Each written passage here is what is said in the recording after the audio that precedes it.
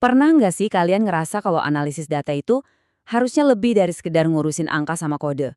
Nah, buku The Art of Data Science ini nawarin cara pandang yang beda banget dan menarik. Yuk kita coba bedah bareng-bareng cara berpikir yang lebih kreatif tentang data. Kutipan dari Donald Knuth ini, wah ini ngena banget. Ini seolah-olah bilang kalau bagian analisis data yang paling susah dan paling berharga itu ya bukan yang bisa diotomatisasi. Bagian yang bisa diajarin ke komputer itu sainsnya. Tapi bagian yang butuh intuisi, feeling, dan kreativitas, nah itulah seninya. Oke, mungkin kedengeran aneh ya. Tapi apa coba persamaannya analisis data sama nulis lagu? Ternyata banyak. Keduanya itu butuh lebih dari sekedar jago teknis. Kamu bisa aja hafal semua teori musik, tapi kalau nggak ada percikan kreativitas, ya lagunya nggak bakal jadi hits kan? Sama persis kayak data. Jago pakai software doang tuh nggak akan cukup buat nemuin insight yang wow. Oke, kita mulai dari masalah yang kayaknya semua orang pernah alamin deh. Namanya mitos linearitas. Kita tuh sering banget mikir, atau mungkin diajarin, kalau analisis data itu prosesnya lurus, rapi, dari A ke B. Padahal kenyataannya, ampun, jauh banget dari itu. Ada gap besar antara apa yang kita harapkan sama realitanya. Coba lihat deh perbandingannya. Ekspektasi kita tuh kayak jalan tol yang lurus dan mulus. Dari pertanyaan langsung dapat jawaban. Kelihatannya enak ya, tapi realitanya, nah itu dia. Lebih mirip kayak masuk hutan belantara tanpa peta yang jelas. Kita bakal nyasar, muter-muter balik lagi ke awal, terus-terusan ngegambar ulang peta kita sendiri. Prosesnya itu bukan lurus, tapi bolak-balik iteratif. Terus gimana dong caranya kita selamat di hutan data yang berantakan ini?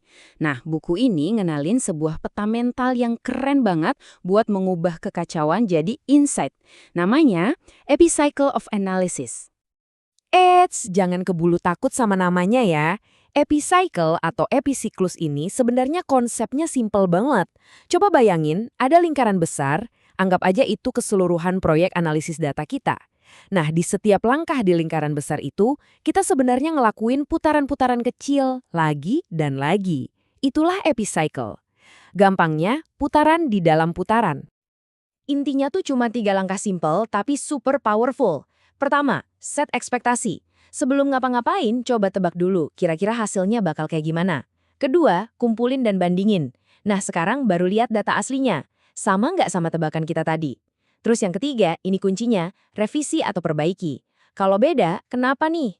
Apa ekspektasi kita yang salah atau datanya yang aneh? Habis itu, ya ulangi lagi siklusnya. Oke, teori cukup. Sekarang kita lihat langsung gimana siklus simpel ini bisa nyelamatin kita dari bencana di proyek data beneran. Oke, langkah 1, set ekspektasi. Bayangin ada seorang analis, dia lagi baca dokumentasi proyek. Di situ tertulis jelas banget, dataset ini harusnya punya 10.123 baris data. Sip, ekspektasi udah di-set. Lanjut, langkah 2, bandingkan. Pas datanya di-load, jeng-jeng, jumlahnya cuma 4.803 baris. Nggak nyampe setengahnya. Nah, ini dia momen krusialnya. Coba bayangin kalau si analis tadi nggak ngeset ekspektasi di awal. Dia mungkin bakal bablas aja, nggak sadar kalau setengah datanya hilang. Masuk langkah 3, revisi atau perbaiki. Karena nggak cocok, ini langsung jadi alarm. Si analis berhenti dan nanya, "Loh kok beda? Kenapa?" Dan ternyata jawabannya simpel banget. Ada satu file data lagi yang kelupaan di-download. Boom, krisis terhindari. Bukan karena tool canggih, tapi cuma karena siklus berpikir yang disiplin. Oke, tadi kan kita udah lihat epicycle ini bekerja di level kecil ya.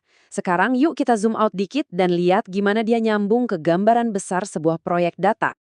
Jadi kan, setiap proyek data itu pasti punya 5 aktivitas utama ini. Dari nentuin pertanyaan, eksplorasi data, bikin model, sampai komunikasiin hasilnya.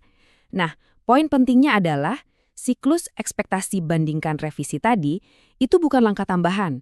Dia itu ibarat jantungnya yang berdetak di dalam setiap fase ini. Keren kan? Dan ini ngebawa kita ke inti dari semuanya, yaitu soal perubahan mindset. Epicycle ini bukan cuma sekedar teknik loh. Ini adalah cara buat kita berubah. Dari yang tadinya cuma teknisi yang ngikutin perintah, jadi seorang seniman data yang bisa beneran ngobrol dan berdialog sama datanya. Wah, kutipan ini benar-benar pas banget buat nyimpulin. Analisis data yang hebat itu bukan soal seberapa cepat kamu ngetik kode. Sama sekali bukan. Tapi soal kualitas cara berpikir kamu. Waktu kita tuh harusnya lebih banyak habis buat mikir, nanya, dan bikin ekspektasi. Tools itu cuma kuasnya, pikiran kita lah yang jadi senimannya. Jadi, apa nih yang bisa kita bawa pulang? Pertama, buang jauh-jauh pikiran kalau analisis data itu jalannya lurus. Anggap aja ini kayak tarian yang bolak-balik. Kedua, pakai mantra ini. Set ekspektasi, bandingkan, revisi. Ulangi terus. Dan yang paling penting, kalau ekspektasi nggak sesuai sama kenyataan, jangan panik. Itu bukan gagal, itu justru awal dari sebuah penemuan. Sebagai penutup, saya mau tinggalin kalian dengan satu pertanyaan. Data kalian itu selalu coba cerita sesuatu loh, tapi jarang banget ceritanya benar di draft pertama. Cerita yang sebenarnya itu justru muncul di revisi-revisinya, di saat-saat di mana realita nabrak ekspektasi kita. Pertanyaannya, kalian dengerin nggak